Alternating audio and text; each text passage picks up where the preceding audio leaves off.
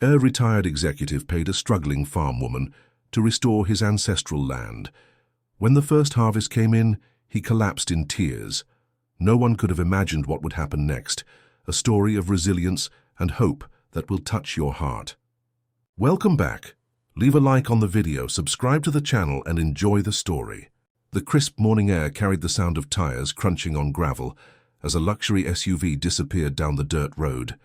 There stood Nathan, a 58-year-old former corporate executive, abandoned on a desolate plot of farmland with nothing but two hungry pigs grunting nearby and a hastily scribbled note from his wife of 35 years. "This land and these animals are all you deserve from our family's wealth. Enjoy your new life." The ultimate betrayal had come after discovering his wife had left him for her young personal trainer, barely older than their own son. The property, 10 acres of overgrown fields with a dilapidated shed, seemed like a cruel joke compared to their luxurious Chicago penthouse. As rain began to fall, soaking Nathan to the bone, he sought shelter in the ramshackle structure, the enormity of his situation sinking in.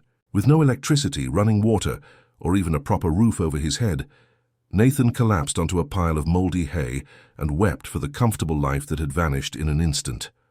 For 3 decades, Nathan had built and run a successful investment firm, working 80-hour weeks to provide a life of luxury for his family. His wife, Patricia, had handled their social calendar and managed their home, while he had focused solely on accumulating wealth. Now, approaching 60, he found himself with millions in assets, but frozen accounts as divorce proceedings loomed.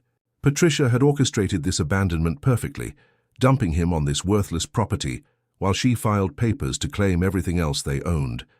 Nathan's Italian leather shoes sank into the mud as he surveyed his new home.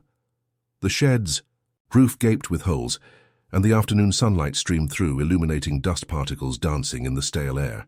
In one corner, the 2 pigs, one spotted black and white, the other a dirty pink, rooted through scattered straw, occasionally glancing at him with what he could swear was suspicion.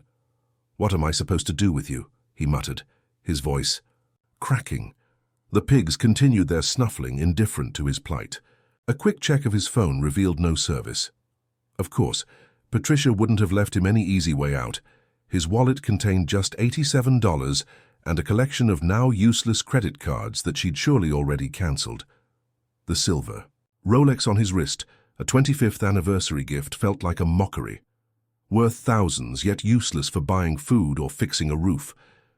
As darkness fell, the temperature dropped sharply. Nathan huddled in the corner furthest from the roof leaks, wrapping himself in his cashmere overcoat. The pigs settled nearby, their breathing rhythmic and somehow comforting in the otherwise silent night.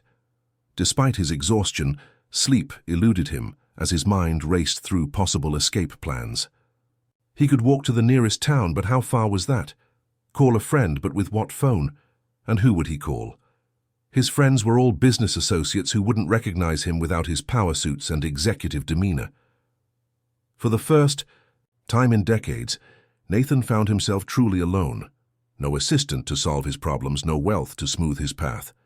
As rain pattered through the holes in the roof, a strange calm settled over him. Perhaps it was shock or simply the exhaustion of the day's emotions, but he found himself oddly present in the moment, aware of the earthy smell of hay, the soft grunting of the pigs, and the distant hooting of an owl. "One night," he whispered to himself, "I'll figure this out in the morning." But morning brought little clarity. Nathan awoke stiff and chilled, his stomach growling with hunger. The pigs seemed equally displeased, nudging at an empty trough, with insistent snouts. A search of the shed turned up a half-empty bag of feed, which he grudgingly poured out for them. "Don't get used to it," he told them, as they eagerly devoured the meal. "I'll be gone before you know it." Outside, the property looked even more dismal in the clear light of day. The fields were choked with weeds, and a broken fence lined the perimeter. In the distance, he could make out other farms, neat rows of crops and well-maintained barns that stood in stark contrast to his own situation. Nathan possessed 3 defining traits that would ultimately shape his journey: stubborn determination that had previously been channeled into building his business empire, remarkable analytical thinking that had made him a successful strategist, and an unexpected capacity for adaptation that had never been tested in his carefully controlled urban life. His internal conflicts centered around reconciling the powerful executive he had been with the self-sufficient person he would need to become. As he stood contemplating his next move, a battered pickup truck rattled down the adjacent road, slowing as it passed. The driver, an older man in overalls and a weathered cap, stared openly at Nathan's disheveled appearance and city clothes before continuing on his way. The judgment in the stranger's eyes stung more than Nathan expected. All his life he had commanded respect. Now he was just a pathetic figure, a city slicker stranded in farm country. With no better option, Nathan began walking down the dirt road, following the direction the truck had taken. His Italian loafers, now caked with mud, pinched his feet with every step. After nearly 2 miles, his overcoat slung over his arm in the warming morning air, he reached a small cluster of buildings that constituted the nearest town, Oakfield, according to the weather-beaten sign. The town consisted of a single main street with a general store, a diner, a post office, and a handful of other businesses. Nathan entered the diner, acutely aware of the stares his appearance attracted. His once pristine shirt was wrinkled and mud-spattered, his normally well-groomed silver hair disheveled. "Coffee, please," he requested from the middle-aged waitress who approached with a wary expression. "And may I use your phone? It's an emergency." "Phones for paying customers only," she replied, her tone making it clear that she didn't consider him a welcome addition to her morning shift. "I'll have breakfast then," Nathan added, scanning the menu and balking at the thought of greasy diner food. "The farmer's special." "Good choice," the waitress replied with the barest hint of a softening expression. "Local eggs and bacon, Pete's farm down the road." While waiting for his food, Nathan used the diner's phone to call his attorney in Chicago, after being kept on hold for an excruciating 10 minutes, something that would never have happened. In his previous life, he finally reached Herbert, who confirmed his worst fears. "She's filed for divorce, Nathan, claiming emotional abandonment. And yes, she's frozen the accounts pending settlement. I tried to reach you yesterday. She dumped me on an abandoned farm in the middle of nowhere with no car, no phone service, and 2 pigs, Nathan hissed into the receiver, aware of the curious glances from nearby tables. 2 pigs? Herbert sounded confused. "Look, I can start emergency proceedings to get you some liquidity, but it's going to take time. The judge assigned to your case is notoriously slow. How much time? Weeks, most likely, maybe months for significant assets." The world seemed to tilt around Nathan. Months. He had $87, no credit cards, and a dilapidated shed to his name. "Nathan, where exactly are you? I can wire a small advance on my personal account." "Oakfield, some town called Oakfield." Nathan couldn't keep the desperation from his voice. "Let me see what I can do. Call me back this afternoon." The line went dead, and Nathan returned to his table where a heaping plate of eggs, bacon, and toast awaited him. Despite his usual dietary fastidiousness, he devoured the meal, suddenly aware of how hungry he truly was. With breakfast finished, Nathan decided to gather supplies with his limited funds. The general store provided the basics, some canned. Food, a flashlight, batteries, and a tarp that might help with the leaking roof.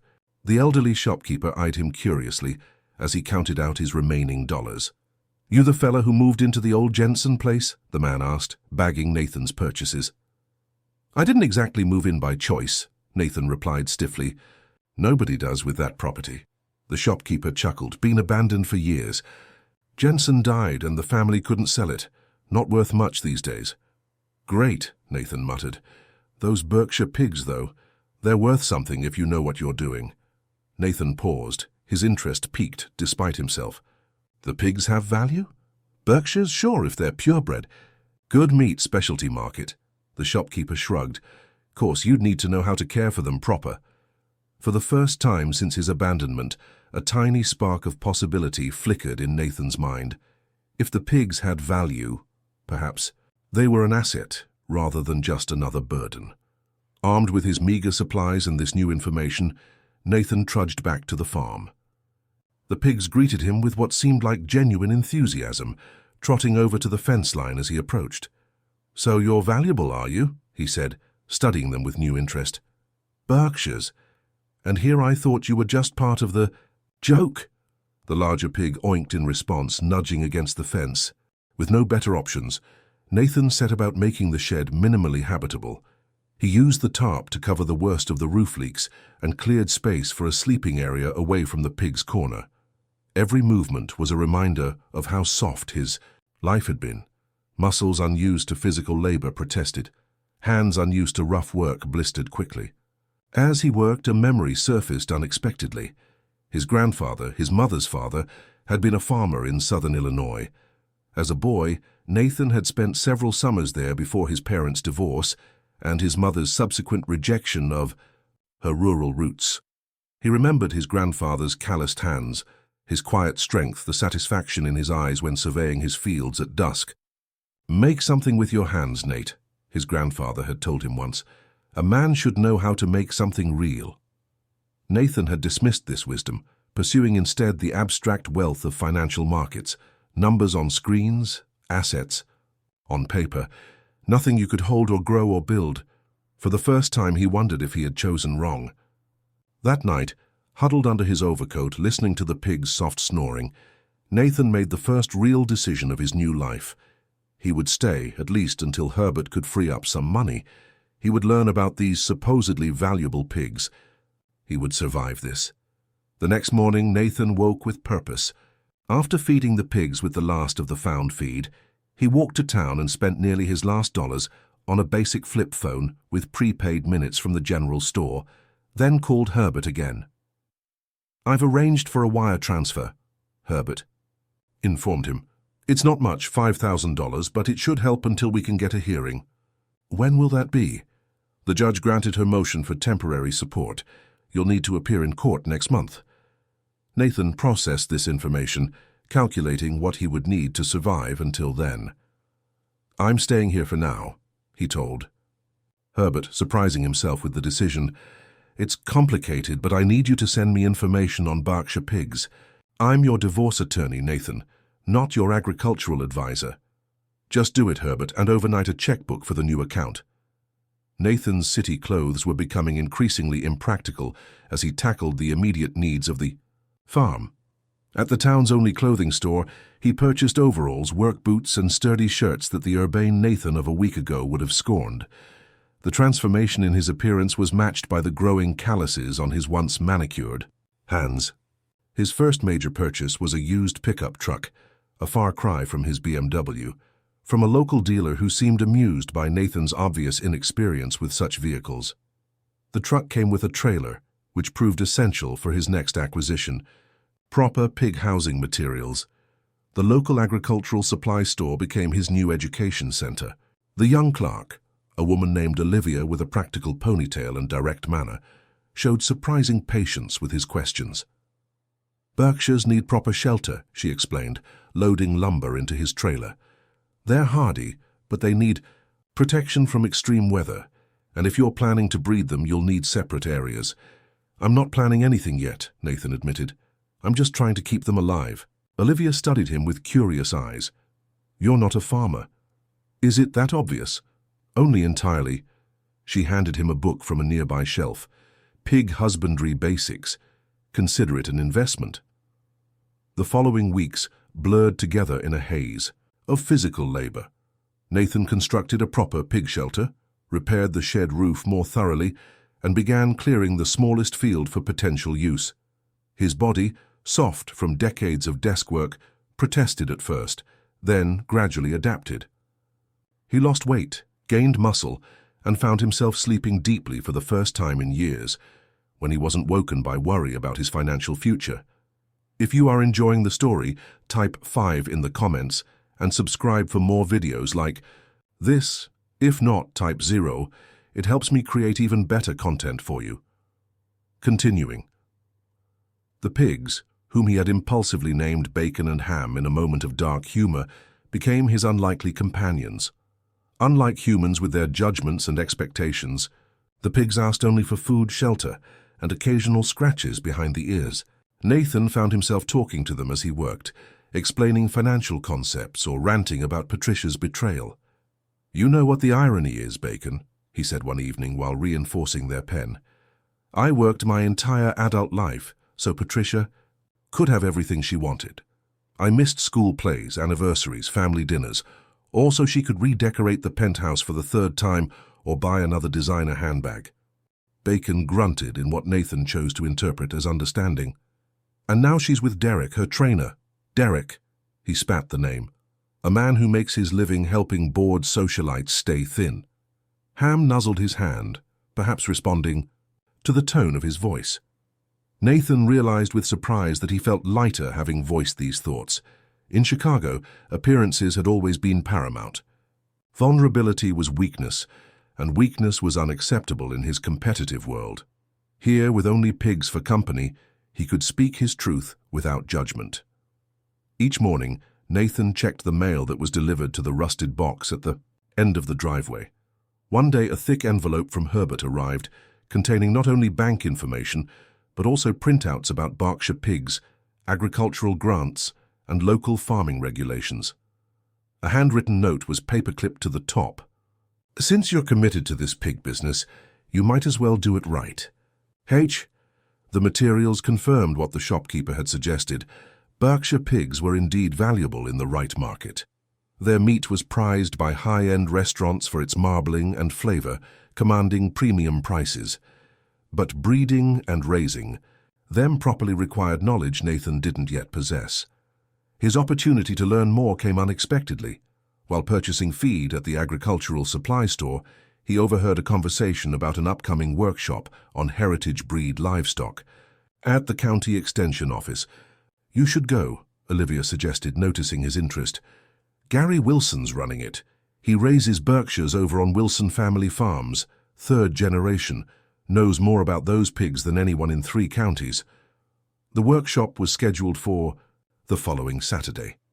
Nathan, who had once orchestrated billion-dollar deals without breaking a sweat, felt strangely nervous about attending. These were real farmers with generational knowledge. What would they think of a city transplant, with 2 accidental pigs and a half-rebuilt shed? Despite his reservations, Nathan found himself driving to the extension office on Saturday morning. The room was filled with about 20 people, most in practical farmwear similar to what he had adopted. He took a seat in the back, hoping to observe without drawing attention. Gary Wilson, a barrel-chested man in his 60s with a sun-weathered face and clear, intelligent eyes, began the session by asking everyone to introduce themselves and their operations. When Nathan's turn came, he swallowed his pride. "Nathan Coleman. I recently acquired 2 Berkshire pigs. I'm trying to figure out what to do with them. I'm new to all this." He expected dismissal or mockery, but instead received nods of acknowledgement. One older woman even smiled encouragingly. "Everyone starts somewhere," Gary replied simply, before moving on to the next person. The 3-hour workshop covered everything from breeding cycles to feed ratios, health concerns to market strategies. Nathan took pages of notes, his analytical mind cataloging information and identifying questions. By the end, he had the beginnings of a plan forming, one that might not only keep Bacon and Ham alive, but potentially turn them into the foundation of something sustainable. As people were gathering their materials to leave, Gary approached him. "Coleman, right? Mind if I ask where you got your Berkshires?" Nathan hesitated, unsure how to explain his bizarre situation. "They came with a property I acquired recently."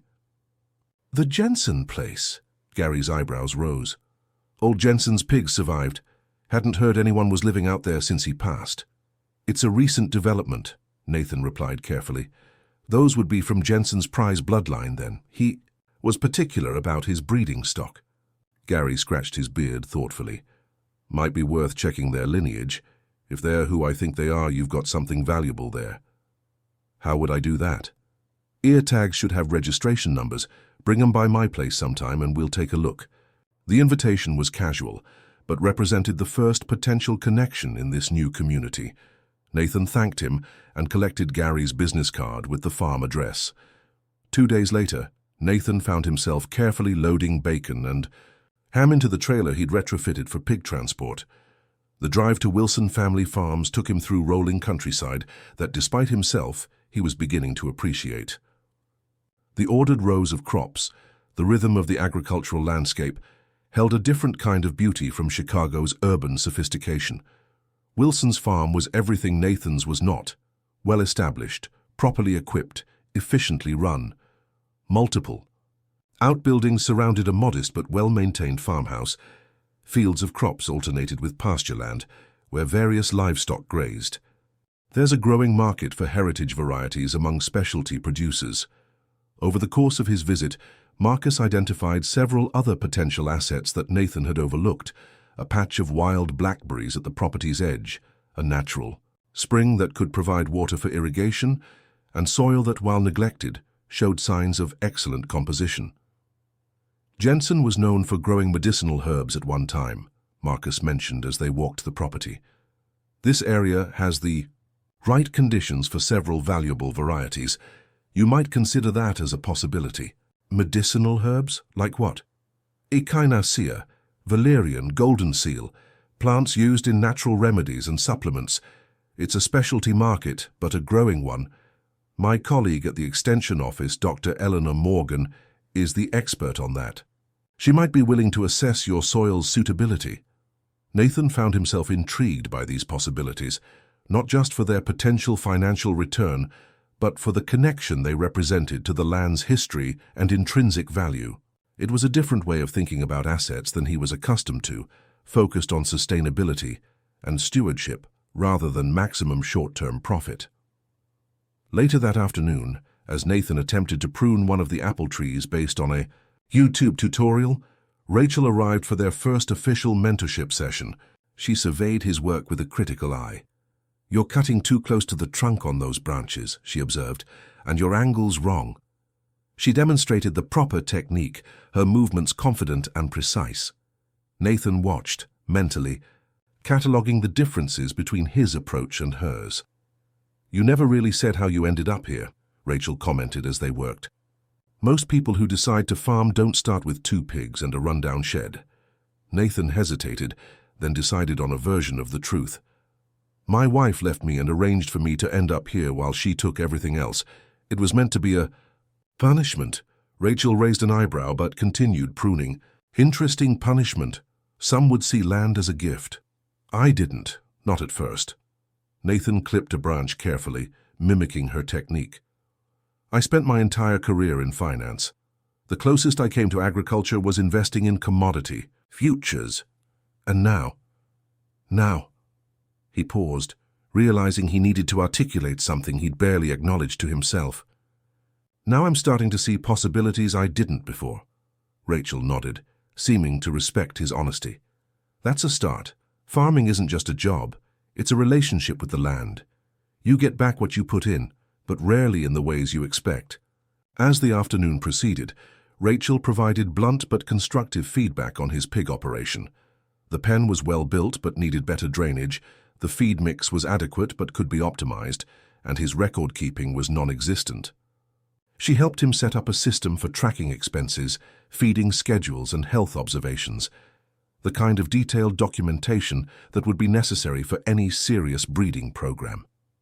"If you're going to do this, do it right," she insisted, showing him how to measure growth rates and assess body condition. "These pigs have good genetics. Don't waste that potential with sloppy management." Her father's casual suggestion of a mentorship had apparently translated to Rachel's full commitment to the project. Nathan found her directness refreshing after years of corporate politics, where true feedback was rare and usually wrapped in layers of diplomatic language. "I've arranged for a veterinarian to come by next week," Rachel informed him as she prepared to leave. "Dr. Martinez specializes in heritage breeds. If you're serious about breeding these pigs, you'll need his certification for their health status." "I appreciate that," Nathan replied, surprised by her level of involvement. "But may I ask why you're helping me? I'm clearly not a natural at this." Rachel considered the question, then answered with unexpected candor.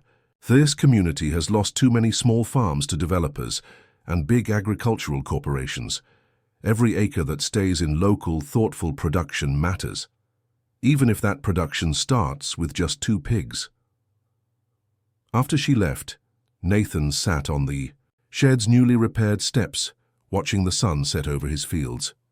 Rachel's perspective challenged his lifelong assumptions about value and success.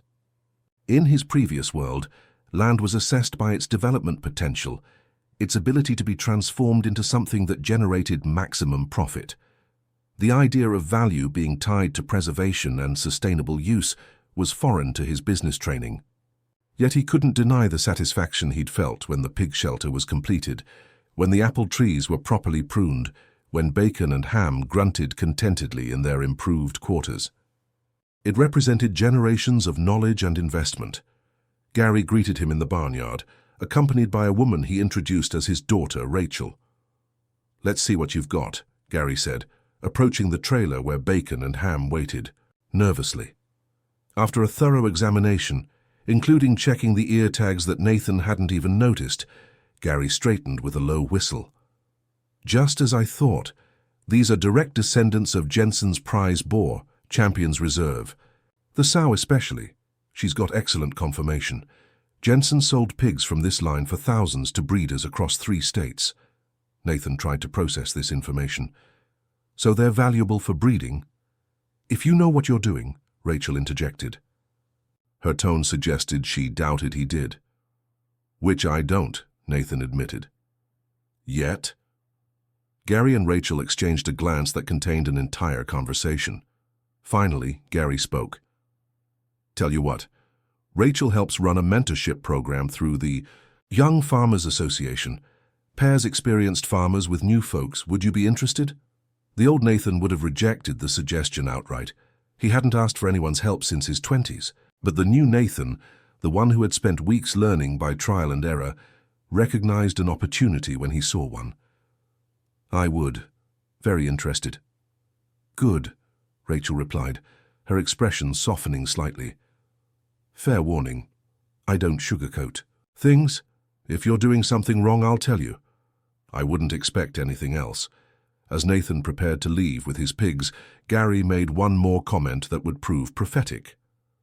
Jensen's land wasn't always the wreck it is now. Used to be prime growing soil, especially for certain crops. Might be worth seeing what else that property can do besides house pigs.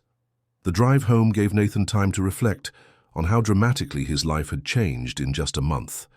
The man who had once evaluated companies for acquisition was now having his pigs evaluated.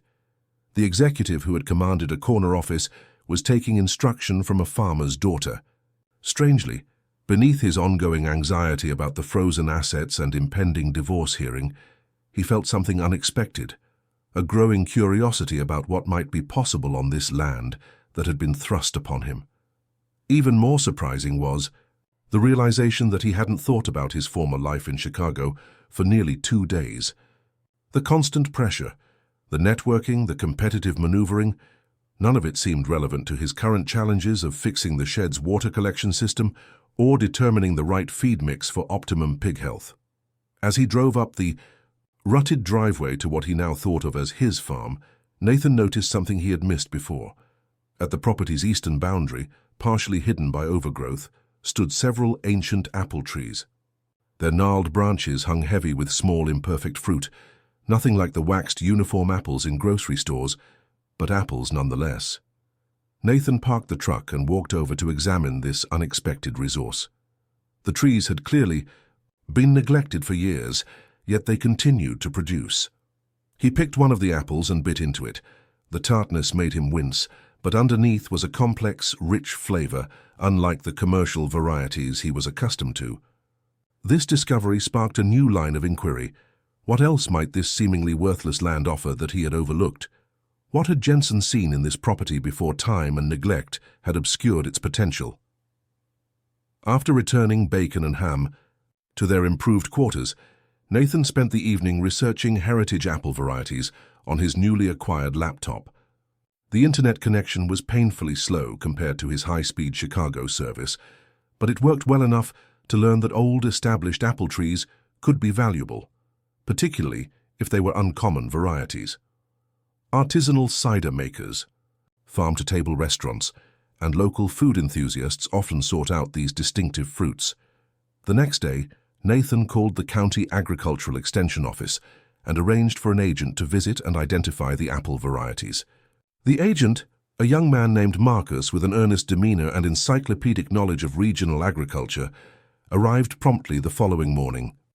"These are winesaps," Marcus declared after examining the first tree, "and these others look like Northern Spy. Both excellent heritage varieties, especially for cider and pies. Sturdy, disease-resistant trees that were common in orchards a century ago." "Are they valuable?" Nathan asked, still thinking in terms of his former life's metrics.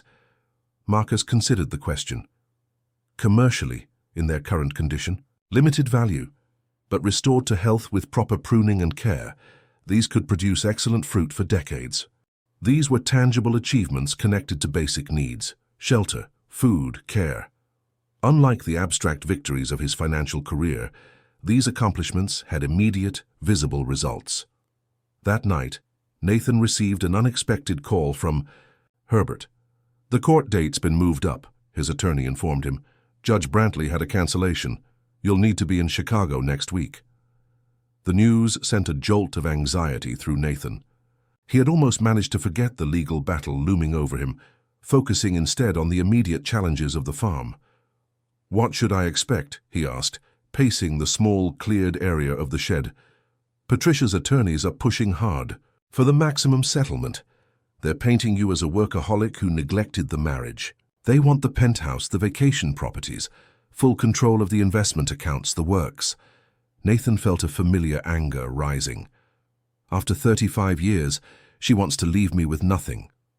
"Not nothing," Herbert corrected. "She's generously offering to let you keep the farm property." The irony wasn't lost on Nathan. The punishment had been intended to break him, to force him back to Chicago begging for a better settlement. Instead, he had begun to see potential where Patricia had seen only worthlessness. "What evidence do we have of her relationship with Derek? When did it start?" Herbert sighed. "We've confirmed they were involved for at least a year before. She filed for divorce. We have some documentation of unusual expenditures, trips, gifts. But Illinois is a no-fault state, Nathan. Her infidelity doesn't automatically entitle you to a better settlement." "I understand that, but it speaks to her character and intentions. She didn't just leave me, she orchestrated this entire situation. We'll make that case, but be prepared for an ugly battle. Patricia knows all your vulnerabilities." After hanging up, Nathan sat in the darkness, listening to the pig's rhythmic breathing. The thought of returning to Chicago, facing Patricia, and her sleek predatory attorneys filled him with dread. He had begun to build something here, something small but real. The prospect of that progress being interrupted by his former life's conflicts felt like a violation. Yet he also recognized that this confrontation was necessary. Until the divorce was settled, his financial future remained uncertain. The farm's development, the heritage pig breeding program, the potential herb cultivation, the apple orchard, restoration, all would require investment beyond what Herbert had managed to free up for immediate expenses. The next day, Nathan threw himself into preparations for his absence.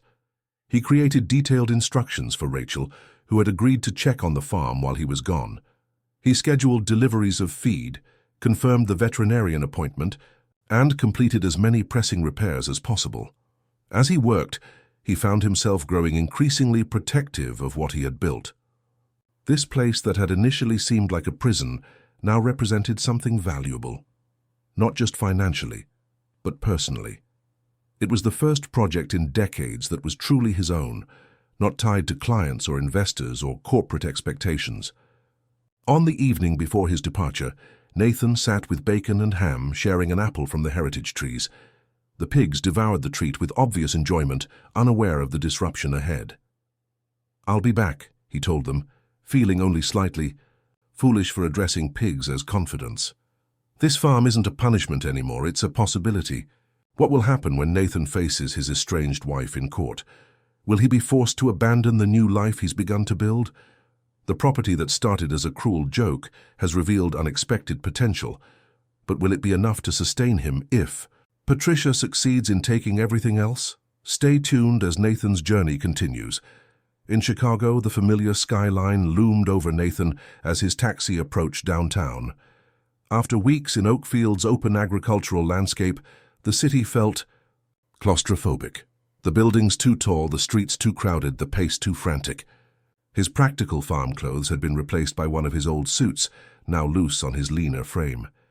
The transformation was more than physical. Nathan felt like an imposter in his former life. Herbert met him at the law firm's prestigious Michigan Avenue offices. His attorney looked exactly as Nathan remembered. Perfectly tailored suit, precisely knotted tie, the embodiment of urban professional success. Yet Nathan found himself noticing details he would have previously overlooked. The paleness of Herbert's complexion that spoke of too many hours indoors, the slight stoop of shoulders unused to physical labor, the manicured hands that had never built or grown anything tangible. "You look different," Herbert observed, surveying Nathan's weathered face and sun-tanned forearms. "Farm work will do that," Nathan replied simply. Herbert's office featured the expected trappings of legal success: leather furniture, extensive law libraries, views of Lake Michigan. The conference room where they reviewed the case strategy held a massive table that could have housed bacon and ham comfortably. "Patricia's team is arguing that your business success was only possible because of her management of your domestic and social lives," Herbert explained, spreading documents across the polished table. "They're claiming she's entitled to at least 70% of the marital assets. And what are we arguing? Equal distribution. Illinois typically favors a roughly equal split unless there are compelling reasons otherwise. We'll emphasize your role as the primary income generator, while acknowledging her contributions to the household." Nathan nodded, but found himself strangely detached from the proceedings. The assets under discussion, the penthouse, the vacation, home in Aspen, the investment accounts, the art collection, no longer held the same meaning for him. They represented a life that already felt distant. "What about the farm?" he asked. "What's her position on that property?" Herbert looked surprised by the question. "She's willing to concede it entirely." Actually, her attorney seemed amused that we would even ask about it. "Apparently it's worth very little on paper. Tax assessment puts it at under $50,000 for the land and structures. The pigs weren't even factored in." Nathan couldn't help but smile. Patricia's disdain for the property had blinded her to its potential value. Not just the heritage Berkshire bloodlines, but the possibilities for the medicinal herb cultivation, the heirloom apple orchard, the sustainable farming operation he was beginning to envision. "Let her keep thinking that," he instructed. "In fact, I want to make sure the farm stays completely mine in any settlement." Herbert studied him with confusion. "Nathan, we're fighting for millions in assets. The farm is practically worthless in comparison." "Not to me, not anymore." Nathan leaned forward, his voice firm. "The farm stays off the negotiating table. I don't care if she thinks it's worthless. That's her mistake." Herbert's expression suggested he thought Nathan might be suffering from some kind of breakdown, but he made a note of the instruction. The court appearance the following day placed Nathan face to face with Patricia for the first time since her betrayal. She sat across the courtroom, immaculately styled in designer clothes, her blonde hair perfectly arranged, her expression cool and confident. Beside her sat her attorney, a sharp-featured woman known for aggressive divorce settlements, and slightly behind them, looking uncomfortable in a suit that seemed designed to make him appear more professional than he was, sat Derek. The sight of his wife's young lover sent a momentary surge of anger through Nathan, but it faded more quickly than he expected. Looking at them, Patricia's calculated poise, Derek's obvious discomfort, Nathan felt an unexpected emotion: pity. Their relationship was built on shallow foundations, her wealth and status, his youth and attention. Nathan wondered how long it would last once the excitement of the scandal faded. Judge Brantley, a stern woman with decades of experience navigating high-asset divorces, called the hearing to order. The proceedings unfolded with the expected legal maneuvering, Patricia's attorney emphasizing her client's essential role in Nathan's success, Herbert countering with documentation of Nathan's 60-hour work weeks and primary income contribution. When Nathan took the stand, Patricia's attorney attempted to portray him as a neglectful husband, obsessed with wealth accumulation at the expense of his marriage. "Mr. Coleman, would you say your work was your priority during your marriage?" she asked, her tone suggesting the answer was obvious. "For many years, yes," Nathan admitted. "I believed I was fulfilling my responsibility by providing financial security, even at the cost of emotional connection with your wife." Nathan paused, considering his answer carefully. "I made choices I now regret. But those choices were made with the understanding that Patricia and I were partners building a life together, not adversaries waiting for an opportunity to betray each other." The attorney's eyes narrowed. "Are you implying that my client's relationship with Mr. Harding was simply opportunistic betrayal, rather than a genuine emotional connection formed when her husband was emotionally absent?" Nathan looked directly at Patricia for the first time. "I believe Patricia made the choice that seemed most advantageous to her at the time, as she's doing now in this courtroom." The judge interjected, redirecting the questioning to more concrete matters of asset division. Throughout the remaining testimony, Nathan maintained a calm demeanor that seemed to unsettle Patricia, who had clearly expected either angry outbursts or desperate pleading. During a recess, Herbert pulled Nathan aside. "Something's changed in you. The old Nathan would be fighting for every dollar, every property." "The old Nathan thought those things mattered more than they do," he replied simply. By the end of the day, Judge Brantley had ordered both parties to attempt mediation before she would rule on the asset division. "I see two people who built a life together for 35 years, she observed. "Surely you can find a more reasonable solution than stripping each other of everything." The mediation was scheduled for the following week, giving Nathan time to return briefly to the farm. The relief he felt as he drove away from Chicago surprised him. The city that had once represented success and achievement now felt artificial and constraining. Rachel had managed the farm admirably in his absence. The pigs were healthy, the veterinarian had confirmed their pedigree and excellent health status, and she had even begun clearing additional space in the shed for proper record-keeping and supply storage. "You didn't have to do all this," Nathan said as she showed him the improvements. "Figured you'd have enough to deal with in the city," she replied with a shrug. "Besides, these pigs deserve proper care. How'd the court thing go?" Nathan summarized the proceedings, finding it strangely easy to talk to Rachel about matters he would normally have considered deeply private. Perhaps it was her straightforward nature, so different from the calculated social interactions of his former world. "Sounds like your ex-wife doesn't understand what she gave you," Rachel observed as they checked the apple tree's progress. "Sometimes the things people throw away turn out to be the most valuable."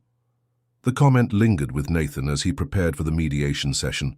When he returned to Chicago, he brought with him a small basket of the heritage apples and a jar of honey from a neighboring farm, tangible reminders of the world he was building away from the city's glass and concrete. The mediation took place in a neutral conference room, with Patricia and her attorney on one side of the table, Nathan and Herbert on the other, and the court-appointed mediator at the head. The initial positions remained far apart. Patricia demanding the majority of assets, Nathan arguing for equal division. As the discussions progressed, Patricia grew increasingly frustrated with Nathan's changed demeanor. The desperate, angry man she had expected to encounter was nowhere in evidence. Instead, he remained reasonable and composed, willing to concede on certain points while holding firm on others. During a break, with the mediator and Herbert stepping out to confer, Nathan found himself alone with Patricia for the first time. "What game are you playing, Nathan?" she demanded, her carefully maintained composure cracking. "You're supposed to be falling apart without me." Nathan considered her words, recognizing the truth they revealed about her intentions. "That was the plan, wasn't it? Leave me stranded with nothing but a worthless property and watch me come crawling back. Don't be dramatic. I just expected you to be reasonable about the settlement." "No, you expected me to be desperate." Nathan placed the basket of apples on the table between them. "These grew on the worthless land you left me with. Heritage. Wine saps, apparently quite valuable to the right buyers." Patricia glanced at the fruit with dismissive confusion. "You've developed an interest in gardening. How quaint." "I've developed an interest in building something real," Nathan replied. "Something that doesn't depend on appearance or status, or the approval of people who only value what you can give them." For a moment, Patricia's carefully constructed facade faltered, revealing a flicker of uncertainty. "Derek appreciates me for who I am, not what I can give him." "I hope that's true," Nathan said, finding he actually meant it. "But ask yourself, if all this disappeared tomorrow, the money, the penthouse, the social position, would he still be there?" Before she could answer, the others returned, and the mediation continued. By the end of the day, a tentative agreement had been reached. Patricia would retain the penthouse and vacation property, plus 60% of the liquid assets, a significant victory for her side. Nathan would keep his business interests, 40% of the investment accounts, and, as stipulated from the beginning, full ownership of the farm property. Herbert seemed concerned about the concessions, but Nathan felt a strange sense of liberation. The settlement represented a clean break, expensive, yes, but worth every penny, to be free of the toxic relationship and the trappings of a life that no longer fit who he was becoming. "Are you sure about this?" Herbert asked, as they reviewed the final documents. "You're walking away from a lot." "I'm walking towards something better," Nathan replied. "Besides, Patricia doesn't understand what she's letting me keep." The divorce was finalized 2 weeks later with a brief court appearance. As Nathan signed the last document, he felt not despair but possibility. The punishment Patricia had intended had instead become an unexpected gift, a chance to redefine success on his own terms.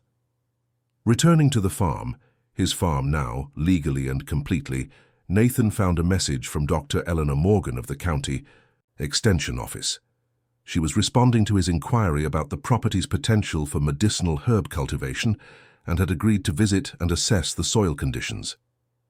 Dr. Morgan arrived the following day, a straight-backed woman in her 60s, with silver hair cut in a practical bob and keen eyes that missed nothing. She moved through the fields methodically, taking soil samples, examining native plants, and making notes in a weather-beaten journal. "Jensen knew what he had here," she commented after several hours of investigation. "This soil profile is ideal for several high-value medicinal herbs, particularly Echinacea, valerian, and golden seal. The microclimate created by the ridge and water source is quite special." "Would it be difficult to begin cultivation?" Nathan asked, following her across the property. "Not difficult, but demanding," she corrected. "These plants require knowledge, patience, and careful management. It's not like growing corn or soybeans with modern equipment and chemical inputs. It's more relationship-based farming." Something in her phrasing reminded Nathan of Rachel's earlier comments about forming a relationship with the land. "I have time and willingness to learn," he told Dr. Morgan. "What I lack is experience." She studied him appraisingly. "You're the banker who ended up with Jensen's place, aren't you? Rachel Wilson mentioned you'd taken on those Berkshires." "Former investment executive," he corrected. "And yes, that's me." "Interesting career change." Her tone revealed neither approval nor disapproval, merely observation. "If you're serious about medicinal herbs, I teach a workshop series through the extension office. Next one starts in 2 weeks. It would give you the basics." That evening, as Nathan updated his growing farm journal with Dr. Morgan's observations, he realized how dramatically his daily focus had shifted. The man who had once obsessed over market fluctuations and client acquisitions now tracked rainfall amounts, pig growth rates, and soil composition. The executive who had delegated all practical tasks to others now took pride in mending fences and pruning trees with his own hands. Most surprisingly, he found himself happier in this new life, physically tired but mentally clearer, financially constrained but purposefully engaged. The connection to living things, to growth cycles, to tangible creation had filled a void he hadn't recognized in his former existence. Nathan's thoughts were interrupted by a vehicle coming up the driveway, Rachel's truck. She had continued to visit regularly, ostensibly as part of the mentorship program, but increasingly as what Nathan cautiously considered a friend. "Brought you something," she announced, unloading a stack of weathered wooden crates from her truck bed. Dad found these in the back barn. They're old herb drying racks from when this area had more medicinal crop growers. Thought they might be useful if you're going forward with Morgan's project. The gift, practical, thoughtful, aligned with his new direction, touched Nathan deeply. Thank you. I am going forward with it. Signed up for her workshop series today. Rachel nodded approvingly. Morgan doesn't waste time on people she thinks won't follow through. Must have seen something in you.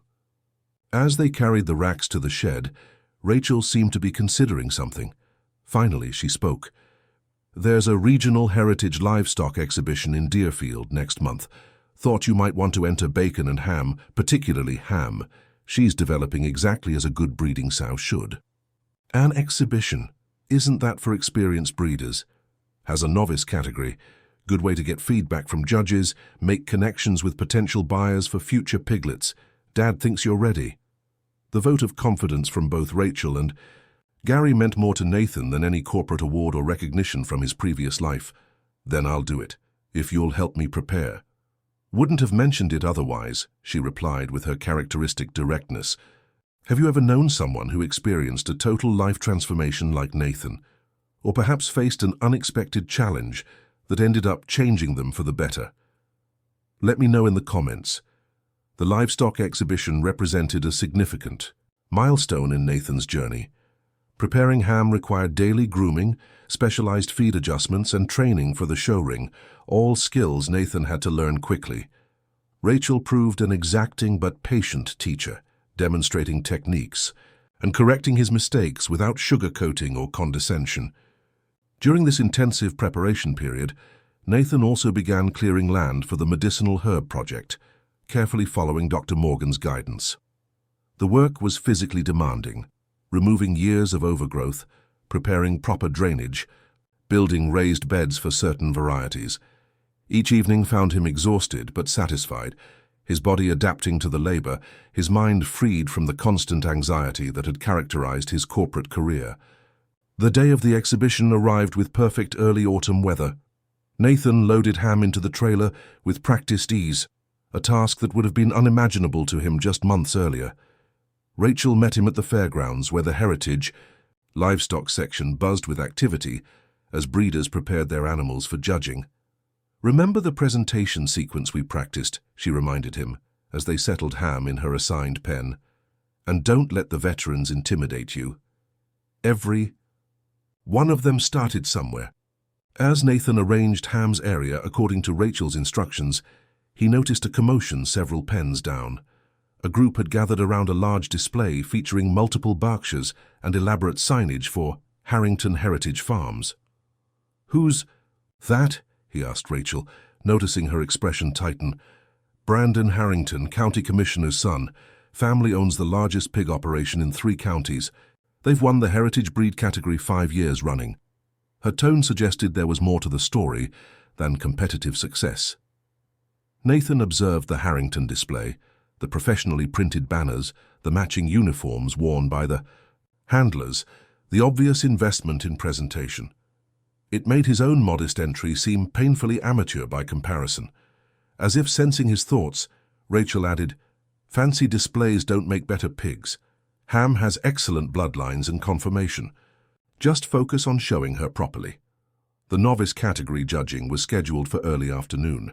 As Nathan waited his turn, he overheard snippets of conversation about the investment guy playing farmer and Coleman's midlife crisis project. The comments stung, but also steeled his resolve. He had faced skepticism before, in boardrooms and negotiation tables. This was just a different arena. When his turn came, Nathan led Ham into the show ring with the calm confidence Rachel had insisted he project. The judge, a weathered man with decades of experience written in the lines of his face, carefully examined Ham's structure, movement, and overall condition, making notes on his clipboard as Nathan presented her according to the practiced routine.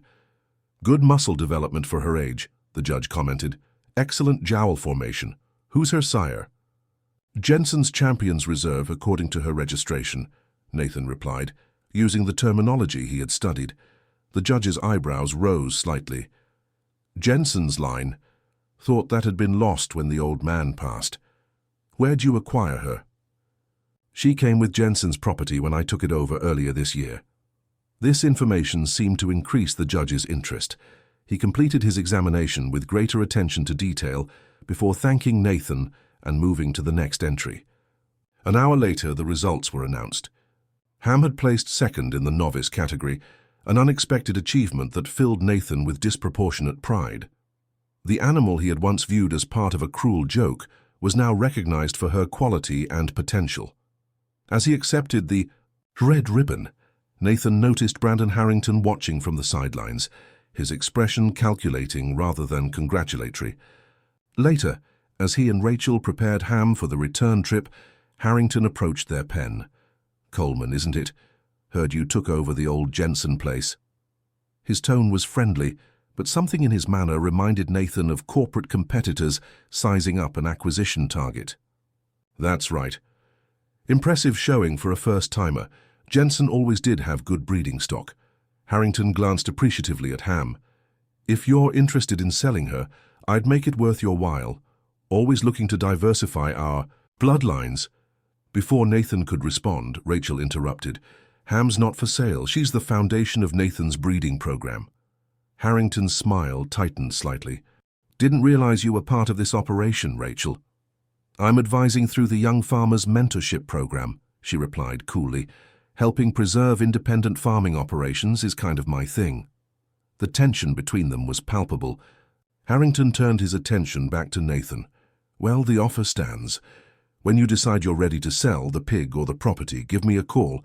Jensen's land has untapped potential. My family has been interested in it for years." After he walked away, Nathan looked questioningly at Rachel. "What was that about?" She sighed, checking Ham's water before answering. "The Harringtons have been buying up small farms across the county for years.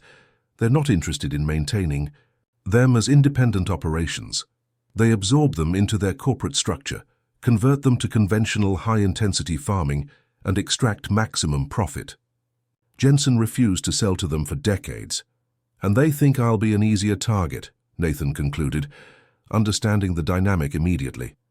It mirrored countless corporate acquisitions he had witnessed or orchestrated, larger entities consuming smaller ones, often destroying what made them special in the process. "You have to understand," Rachel continued, "land like yours, with clean water sources, no history of chemical agriculture, proper orientation for specific crops, it's increasingly rare and valuable, especially with the growing market for organic and specialty products." The conversation left Nathan thoughtful as they returned to the farm. Harrington's interest confirmed what he had begun to suspect. The worthless property Patricia had relegated him to held potential that went beyond its modest appearance. The challenge would be developing that potential before economic pressures forced him to sell. The following weeks brought an acceleration in Nathan's farm development plans. With his second-place ribbon prominently displayed in the shed, he divided his focus between preparing Ham for potential breeding in the spring and establishing the first section of medicinal herb beds under Dr. Morgan's guidance. The herb project gained unexpected momentum when Dr. Morgan introduced Nathan to several other local growers, forming a cooperative to market their products collectively to natural remedy manufacturers and specialty retailers. The co-op model provided smaller producers like Nathan with access to larger markets while maintaining their independence, an approach that appealed to his evolving perspective on success and sustainability. As autumn deepened, the physical transformation of the property became more evident. The once overgrown fields now featured neatly prepared growing areas. The heritage apple trees stood properly pruned and treated for better spring production, and the shed had evolved into a functional workspace with designated areas for equipment, record-keeping, and eventual herb processing. Nathan's personal transformation was equally profound. His body had adapted to the physical demands of farm work, developing strength and endurance he hadn't possessed even in his younger corporate days. His knowledge had expanded through workshops, mentorship, and practical experience, filling notebooks with information on everything from pig nutrition to soil composition to sustainable water management. Most significantly, his definition of success had fundamentally shifted.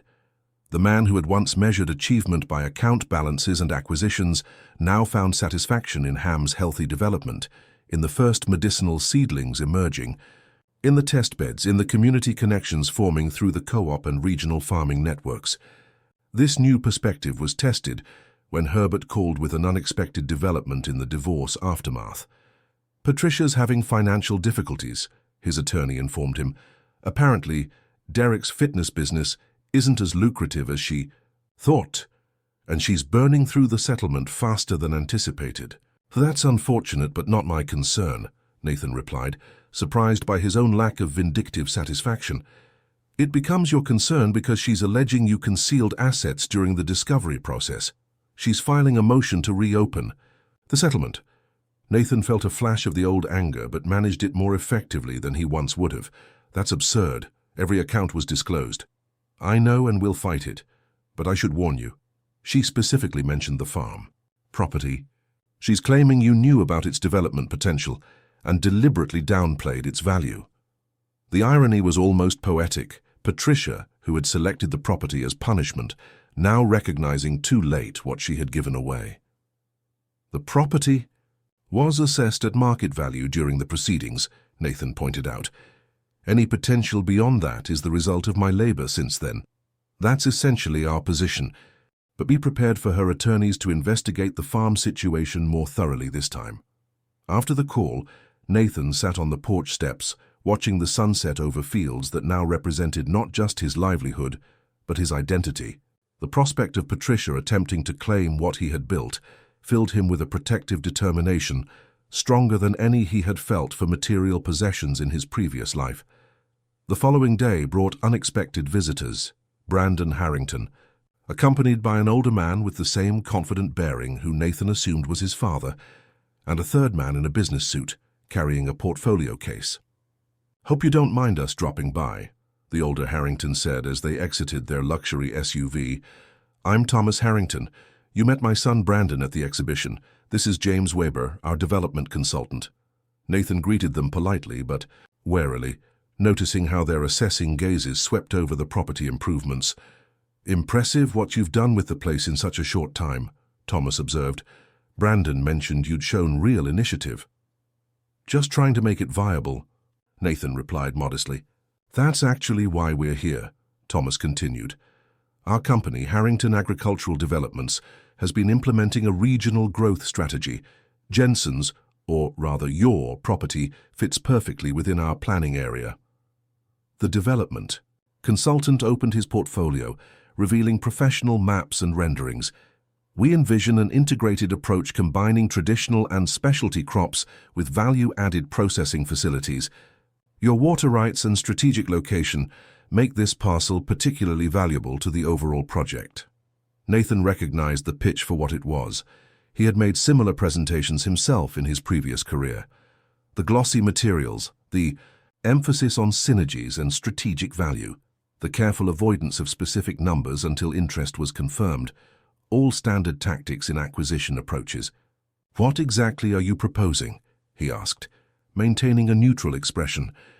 Thomas named a figure that, while substantial compared to the property's official valuation, struck Nathan as significantly below its true potential value, considering the heritage livestock genetics, the established medicinal growing areas, and the clean water rights. "We can move quickly," Thomas added. "Cash transaction, minimal complications. You could return to Chicago with a substantial profit on your brief agricultural experiment." The assumption that he would naturally want to abandon his new life for a return to the city revealed how completely they had misread him. The Nathan of 6 months ago might have jumped at the opportunity for financial vindication. The Nathan of today measured value differently. "I appreciate the interest," he replied carefully, "but I'm not looking to sell at this time. I've just begun developing the property's potential." Brandon's expression hardened slightly. "With all due respect, Mr. Coleman, developing agricultural land properly requires significant capital investment and generational knowledge. Our offer represents an excellent return on a property that most experienced farmers would consider marginally viable at best." What will Nathan do when confronted with this aggressive offer? The transformation of the worthless farm continues to reveal unexpected challenges and opportunities. Is Nathan's new path sustainable, or will financial and legal pressures force him to reconsider? The evolution from abandoned executive to purposeful farmer faces its greatest test yet. The golden light of late afternoon cast long shadows across the property as Nathan considered his response to the Harringtons' offer. In his former life, he would have evaluated their proposal purely on financial terms, calculating return on investment, comparative market values, opportunity costs. Now his assessment included factors that would have once seemed irrelevant or sentimental. The heritage pig bloodlines he was preserving, the medicinal plants beginning to establish in carefully prepared beds, the satisfaction of building something tangible and sustainable. "I understand your perspective," Nathan replied finally, "but this property isn't just a financial investment to me anymore. It's become something more significant." Thomas Harrington's expression remained pleasant, but his eyes cooled. Noble sentiments, but perhaps impractical in the long term. Small independent operations like this face considerable challenges: market, access, equipment costs, regulatory compliance. Our integrated approach provides economies of scale that individual farmers simply can't match. "I'm aware of the challenges," Nathan acknowledged. "I'm also aware of alternatives to conventional scaling, cooperatives, specialty markets, value-added processing. Jensen managed to make this land productive for decades without corporate backing." "In a different agricultural era," Brandon interjected. "Today's realities require more sophisticated approaches." The conversation continued for another 30 minutes, with the Harringtons outlining the benefits of their proposal and Nathan politely but firmly maintaining his position. When they finally departed, their farewell handshakes were cordial but carried an undertone of tension. This was clearly not the outcome they had anticipated. As their vehicle disappeared down the driveway, Nathan felt both vindicated and unsettled. The visit confirmed the property's value beyond what Patricia, or even he, had initially recognized. It also suggested that the Harringtons were unlikely to accept his refusal as final. Their systematic land acquisition strategy wouldn't accommodate an inconvenient holdout. His concerns were validated the following week when Rachel arrived with troubling news. "The County Zoning Commission has scheduled a hearing about reclassifying several agricultural parcels for mixed-use development," she informed him. "Your property is on the list." "What does that mean exactly?" "It could mean restrictions on certain agricultural activities, higher property taxes based on development potential rather than current use, mandatory infrastructure contributions for road improvements or utility extensions." Her expression was grave. "It's a common first step toward pressuring holdout landowners to sell to developers. And let me guess, Thomas Harrington has connections on the Zoning Commission." Rachel nodded grimly. "He chairs it. Has for 9 years. Nathan recognized the tactic immediately. In the corporate world, similar approaches were used to weaken acquisition targets, regulatory challenges, supply chain disruptions, anything to increase pressure and decrease resistance. The Harringtons were simply applying the same strategy to land acquisition. "What can we do?" he asked. "Fight it. The hearing is public. Landowners and community members can testify. There's also the historical angle we might leverage. Dr. Morgan mentioned Jensen's place has some historical significance for medicinal herb cultivation." Over the next few days, Nathan immersed himself in research on zoning regulations, property rights, and historical land use designations. He contacted Herbert for legal guidance, reached out to the medicinal herb cooperative members for support, and spent an afternoon with Dr. Morgan documenting the property's unique characteristics. Jensen's grandfather established one of the first medicinal herb farms in the county here in the 1920s, Dr. Morgan explained, as they catalogued native plant species. During the Second World War, when overseas supplies were disrupted, this farm was crucial for providing certain medicinal ingredients to pharmaceutical companies. There should be records in the County Historical Society archives. Armed with this information, Nathan approached the chairman of the Historical Society, a retired teacher named Walter Hammond, who maintained the county's archives with meticulous care. Walter's initial wariness, another city person asking, for favors gave way to genuine interest when Nathan explained his research. The Jensen family's contributions to regional agriculture have been somewhat overlooked, Walter acknowledged, pulling dusty files from metal cabinets in the society's modest office. Most people remember them just as pig farmers, but their medicinal herb program was quite significant. The archives revealed contracts between Jensen's grandfather and several pharmaceutical companies, photographs of the farm during its peak production years, and correspondence regarding specific plant varieties developed or preserved on the property. Most significantly, Nathan discovered that a small section of the farm had been designated as a heritage seed preservation area in the 1970s due to several rare medicinal plant varieties that had naturalized there. This designation was never formally revoked, Walter noted, examining the yellowed documentation. It may still have legal standing, particularly if those plant varieties can be proven to still exist on the property. The Zoning Commission hearing was scheduled for the following Tuesday evening at the County Administration Building. Nathan arrived early to find the parking lot already crowded, not just with the usual government vehicles but with trucks bearing the logos of local farms and agricultural businesses. Inside, the meeting room was filled beyond capacity, with people standing along the walls and spilling into the hallway. Rachel appeared at his side, looking pleased with the turnout.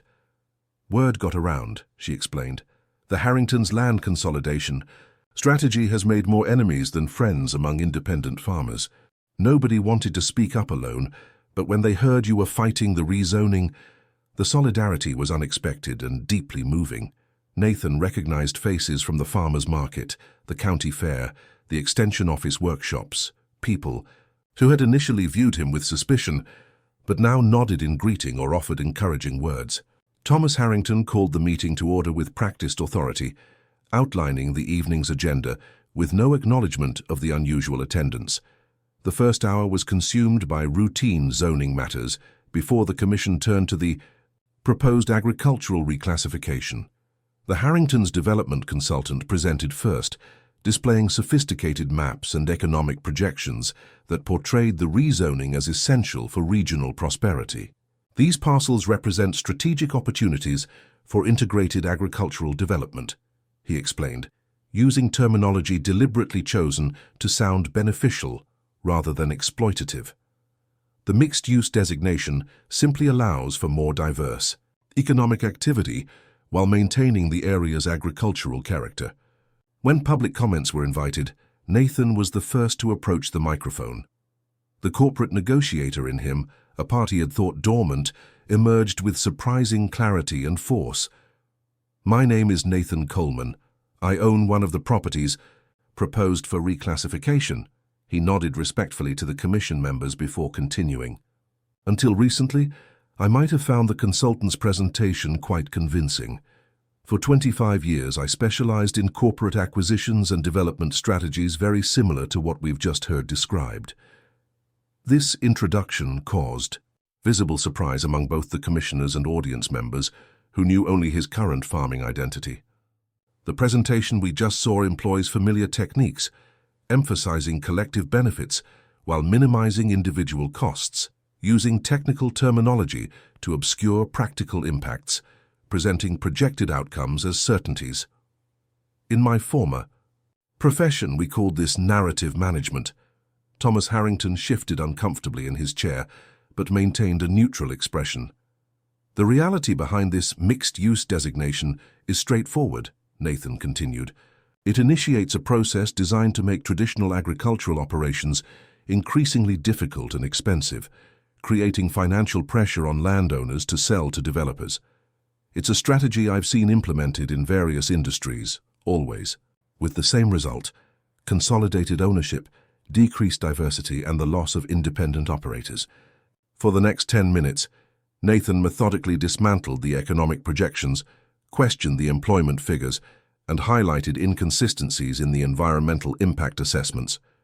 When he finished with the technical critique, he shifted to the historical and cultural significance of the properties targeted for rezoning. "The Jensen farm, which I now own and operate, has particular historical importance that should preclude any rezoning." He presented copies of the documentation from the Historical Society, including the Heritage Seed Preservation designation. Furthermore, he added, Dr. Eleanor Morgan of the County Extension Office has confirmed that several of the rare medicinal plant varieties cited in this designation still exist on the property. Under both state agricultural preservation statutes and county historical landmark provisions, this alone should disqualify the property from reclassification. As Nathan returned to his seat, Dr. Morgan moved to the microphone to verify his claims, followed by Walter Hammond providing historical context. Their testimony was followed by a stream of local farmers and business owners speaking against the rezoning proposal, each adding personal perspectives on the importance of preserving independent agricultural operations. By the time public comments concluded, the mood in the room had shifted dramatically. The commissioners, with the exception of Thomas Harrington, appeared increasingly skeptical of the reclassification proposal. After a brief deliberation, they voted to table the matter pending further investigation of the historical designations and environmental considerations raised during testimony. It wasn't a definitive victory, but it was a significant delay, one that would provide time for Nathan to solidify his position and build additional community support. As the meeting dispersed, Thomas Harrington approached Nathan with a tight smile that didn't reach his eyes. Impressive presentation, Coleman. Your background in corporate strategy wasn't in our research. We all have previous lives, Nathan replied evenly. This isn't over, you understand, just delayed.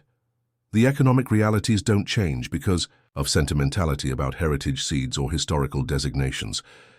No, they don't, Nathan agreed. But economic realities include more factors than your development model acknowledges. The value of diversity, sustainability, and community resilience may not appear on your balance sheets, but they're real. Nonetheless, Harrington's expression hardened. Philosophical differences aside, my offer to purchase your property remains open. I suggest you reconsider while the terms are still favorable. As Nathan drove home that evening, he reflected on the confrontation. The Harringtons represented a familiar worldview, one that prioritized efficiency, consolidation, and measurable growth above all other considerations. It was a perspective Nathan himself had once championed without question. Now, watching the moonlight silvering his fields, he recognized the limitations of that viewpoint. The inefficiencies of small-scale, diverse agriculture also created resilience and adaptability. The sentiment surrounding heritage varieties preserved genetic diversity essential for future challenges. The impracticality of traditional methods often reflected hard-won wisdom about sustainable land management. These insights weren't just philosophical, they were becoming the foundation of his business strategy. While the Harringtons pursued economies of scale, Nathan would develop economies of connection, quality, and sustainability. His heritage pigs would never compete with industrial pork production on volume or price, but they offered superior quality for specialty markets. His medicinal herbs wouldn't match pharmaceutical synthesis for consistency, but they provided authenticity and traditional properties valued by a growing natural remedy market. The zoning confrontation marked a turning point in Nathan's evolution from reluctant farmer to committed agricultural entrepreneur. The coming months brought intensified development of the property, with each project reflecting both practical necessity and strategic positioning. The heritage pig breeding program expanded when Ham delivered her first litter of piglets, 7 healthy Berkshires that represented both income potential and the continuation of Jensen's prized bloodlines. Rachel's guidance proved invaluable. During the farrowing process, her practical knowledge complementing the theoretical information Nathan had studied. "You're a natural with them," she observed as Nathan checked each piglet with gentle competence. "Hard to believe you were a suit-wearing executive less than a year ago." "Sometimes I can hardly believe it myself," he admitted. "But this feels more real than anything I did in that office tower." As autumn gave way to winter, Nathan focused on indoor projects, converting part of the shed into a proper herb-drying facility using the racks Rachel had provided, establishing an online presence for future direct sales, and developing relationships with potential buyers through the Medicinal Herb Cooperative. Dr. Morgan introduced him to a regional natural products manufacturer interested in locally sourced ingredients. They're willing to contract for specific varieties if you can meet their quality and volume requirements, she explained during one of her regular visits. It would provide guaranteed income while you develop the more specialized lines.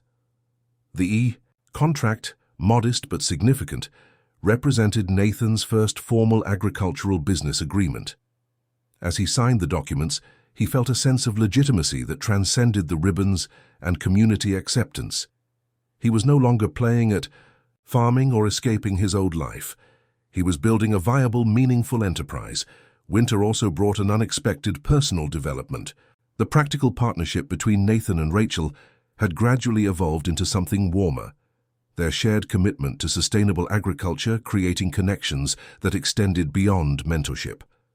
Their first dinner that wasn't focused on farm business occurred naturally, without formal planning or declaration. Simply an extension of their workday into evening conversation over a meal Rachel had brought from her family's kitchen. "Dad asked if you'd be joining us for Christmas dinner," she mentioned casually, as they sat before the wood stove Nathan had installed in the renovated portion of the shed. The Wilsons always opened their home to friends who might otherwise spend the holiday alone. The invitation touched Nathan deeply. His previous Christmases had been elaborate social events, coordinated by Patricia, to showcase their wealth and status rather than foster genuine connection. The prospect of a family dinner with the Wilsons offered something he had missed without fully recognizing its absence. "I'd like that," he replied simply. "Thank you." Christmas at the Wilson farmhouse revealed a way of life that contrasted sharply with Nathan's former existence. The modest home overflowed with warmth and laughter. 3 generations gathering around a table laden with food they had largely grown or raised themselves. Gary's stories of farming mishaps, Rachel's mother's quiet wisdom, the grandchildren's excited chatter. It all created an atmosphere of authentic connection that made the formal dinner parties of Nathan's Chicago life seem artificial by comparison. "You fit in here," Rachel commented as they stood on the porch later that evening, watching snow dust the farmyard with silver under the moonlight. "Better than you probably realize." "It feels right," Nathan admitted. "More right than where I came from, despite all the trappings of success there."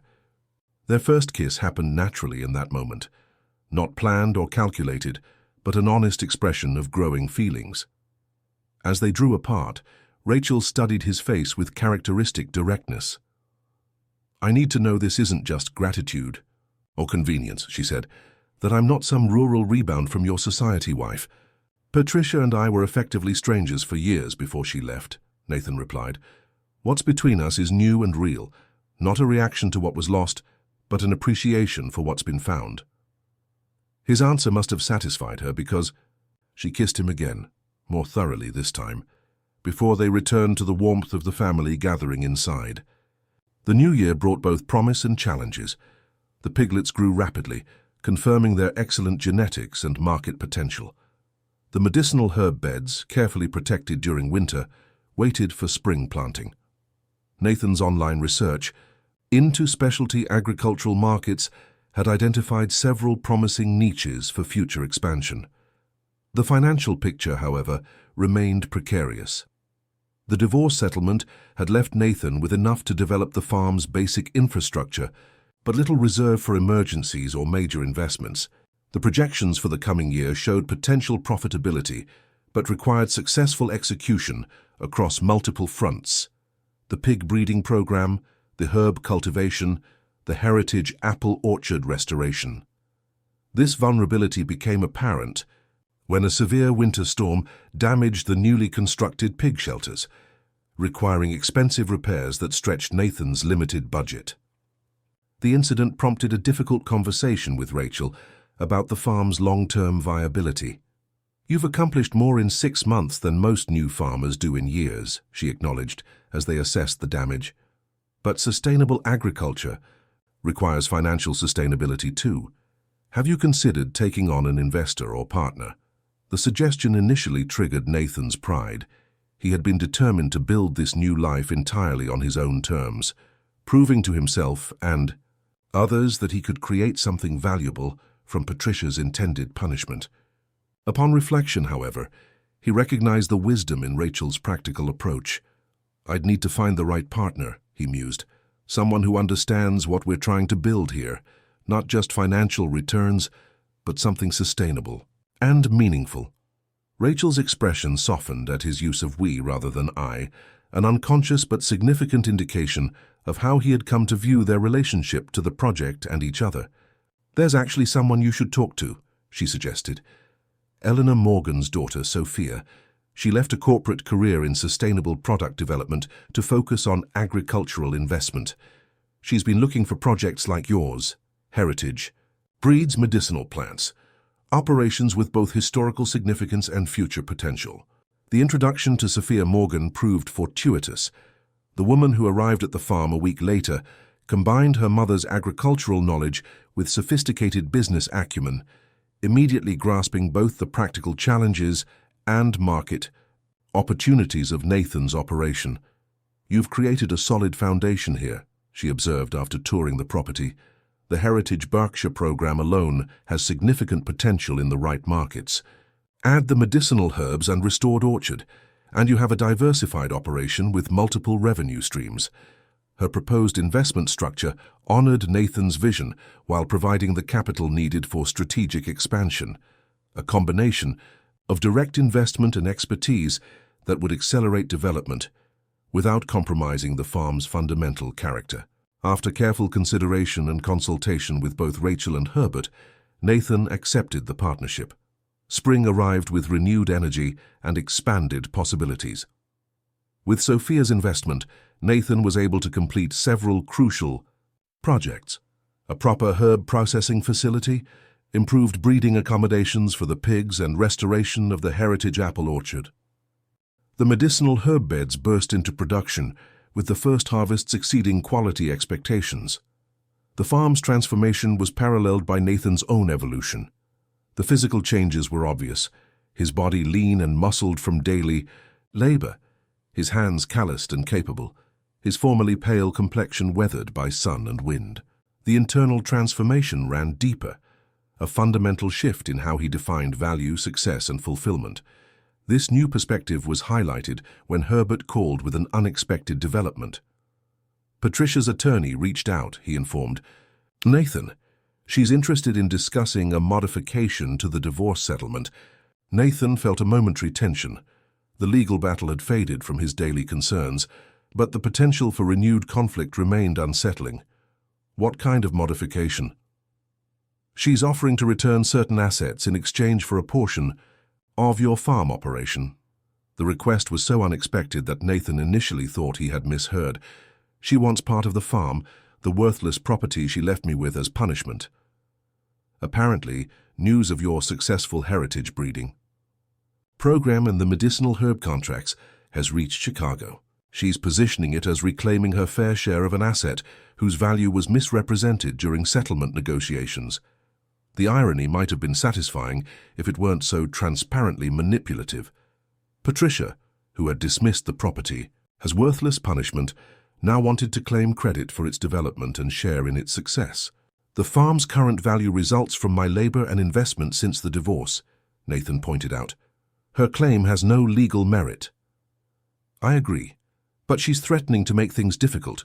Claims of hidden assets, allegations about your mental state during negotiations. Nothing that would ultimately succeed, but could create costly delays and complications." After ending the call, Nathan walked his property boundaries, considering the situation. The land that had once represented his failure and abandonment now embodied his transformation and purpose. Each improved field, each healthy pig, each thriving herb bed reflected choices he had made and efforts he had invested. The following morning he called Herbert with his decision. "Tell Patricia she can have what she was originally awarded. Nothing more, nothing less. The farm is not negotiable." Herbert sighed. "She won't like that answer." "She doesn't have to. But she needs to understand. This isn't about money anymore." Will Nathan stand against Patricia's renewed demands protect the life and purpose he has built? The property that began as punishment has become the foundation of his transformation, but forces continue to threaten its future. As spring brings new growth to the farm, Nathan faces the culmination of his journey from abandoned executive to purposeful farmer, with both personal and professional fulfillment hanging in the balance. Patricia's response to Nathan's refusal came swiftly and aggressively, a formal legal filing alleging concealment of assets during the divorce proceedings. The document claimed that Nathan had strategically undervalued the agricultural property to deprive the plaintiff of her rightful share in a valuable marital asset. Herbert forwarded the filing with his assessment. "It's legally weak but deliberately inflammatory. She's hoping to pressure you into a settlement rather than face protracted litigation." The legal challenge came at the worst possible time. Spring. Planting season required Nathan's full attention. The new piglets needed consistent care, and the first major medicinal herb harvest was approaching. The prospect of being pulled away for depositions and court appearances threatened to undermine everything he had built. "We can't let her disrupt the operation," Rachel insisted when Nathan shared the development. Their relationship had deepened over the winter months, evolving into a partnership that encompassed both the farm and their personal lives. "The timing is too critical." Sophia Morgan proved unexpectedly helpful in addressing the situation. "This is essentially a business problem disguised as a legal one," she observed during an emergency strategy session at the farm. "Your ex-wife doesn't actually want ownership interest in a working farm. She wants financial benefit without the responsibility." "So what's the solution?" Nathan asked. "A structured settlement that gives her money but keeps her far away from this operation." Sophia outlined a proposal that would provide Patricia with a one-time payment in exchange for relinquishing all future claims against any of Nathan's assets, particularly the farm. The funding would come partially from restructuring some of Nathan's remaining investment holdings in Chicago, assets that had been tied up in the divorce proceedings but recently released, and partially from accelerated development of the farm's most immediately profitable aspects. The Heritage Pig Breeding Program and medicinal herb cultivation can generate significant near-term revenue if we focus on premium markets, Sophia explained. "I have contacts with several high-end restaurant groups looking for exclusive heritage, pork suppliers, and a natural products manufacturer interested in contracting your entire echinacea and golden seal production." After careful consideration, Nathan authorized Herbert to present the settlement offer to Patricia's attorneys. The proposal highlighted the one-time payment while emphasizing that this represented significantly more than any court would likely award given the circumstances. The financial incentive was sweetened by the prospect of immediate resolution versus years of uncertain litigation. Patricia accepted the settlement with surprising speed, suggesting to Nathan that her financial situation might be more precarious than he had realized. The finalized agreement removed the last legal connection between them, freeing him to focus entirely on the farm's development without lingering concerns about his past life. The resolution came just as spring work intensified. With Sophia's market connections and Rachel's agricultural expertise, the farm's various enterprises began to integrate into a cohesive, sustainable operation. The Heritage Pig Breeding Program expanded beyond bacon and ham to include carefully selected additions that strengthened the genetic diversity while maintaining the prized Jensen bloodlines. The medicinal herb cultivation grew from test plots to organized production fields, with specialized harvesting and processing facilities to ensure maximum quality and value. Most surprisingly, the Heritage Apple Orchard, initially an afterthought in Nathan's plans, emerged as a distinctive feature of the farm's identity. Under Rachel's guidance, the ancient trees were pruned and nurtured back to productivity, their unique varieties attracting interest from artisanal cider makers and specialty food producers seeking distinctive flavors unavailable in commercial orchards. By midsummer, the property's transformation was remarkable. Fields that had been choked with weeds now flourished with organized plantings. The dilapidated shed had evolved into a functional complex of workspace and processing areas, and proper fencing defined the expanded pig breeding facility. Most importantly, Nathan had developed the systems and knowledge to manage this diverse operation effectively, tracking growth cycles, monitoring quality indicators, and adapting to the inevitable challenges of agricultural production. The Regional Heritage Livestock Exhibition that year marked a symbolic milestone. Nathan entered not just Ham but several of her offspring, presenting them with the confidence of an established breeder rather than the tentative novice of the previous year. The Harringtons were also present, their elaborate display and professional, handlers as impressive as before. "Coleman Farms is developing quite a reputation," Brandon Harrington commented during a momentary crossing of paths. His tone suggested reluctant respect rather than the condescension of their previous encounters. "Your breeding program has produced notable results for a new operation." "We've been fortunate to build on Jensen's foundation," Nathan replied, conscious of how much his perspective had changed since their first meeting. "Quality over quantity has proven a viable approach. Our offer to purchase still stands," Brandon added, though with noticeably less conviction, "should your circumstances change. I appreciate the interest, but the farm isn't for sale. Not now, not in the future." The exhibition results confirmed the progress of Nathan's breeding program. First-place ribbons in multiple categories, including the prestigious Heritage Breed Champion designation that had previously been a Harrington monopoly. The recognition represented not just competitive success, but validation of the sustainable, quality-focused approach Nathan had adopted against conventional agricultural wisdom.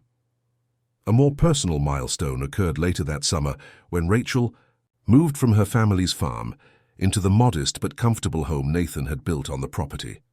The structure, though simple compared to his former Chicago penthouse, represented a deliberate choice rather than resigned acceptance, designed for practical living in harmony with the agricultural operations surrounding it. "Never thought I'd end up with a former investment executive turned pig farmer," Rachel commented, with characteristic directness on their first evening in the new home. "Never thought I'd find happiness after being abandoned on a seemingly worthless plot of land with 2 pigs," Nathan replied, pulling her close. "Life has unexpected paths." The autumn harvest brought the culmination of the year's efforts: medicinal herbs dried and processed for the contracted buyers, heritage apples pressed for specialty cider and preserved for value-added products, piglets grown to market weight for the premium restaurant clients Sophia had cultivated. The financial results exceeded projections, confirming that the diversified, sustainability-focused model could generate not just satisfaction, but viable economic returns. As the first anniversary of his abandonment on the property approached, Nathan organized a harvest celebration that served multiple purposes, acknowledging the farm's progress, thanking the community that had supported its development, and showcasing its products to potential buyers and partners. The event drew not just neighbors and agricultural colleagues, but regional food writers, sustainable agriculture advocates, and specialty market representatives. Standing at the entrance to welcome guests, Nathan barely recognized the transformed landscape.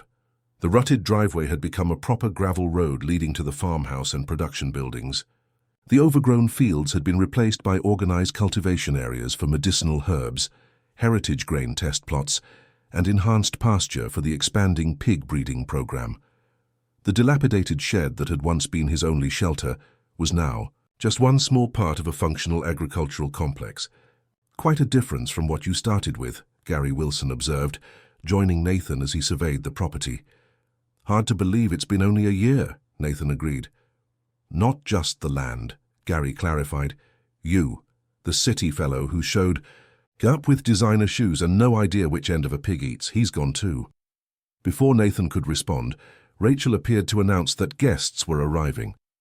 The celebration unfolded better than he could have imagined.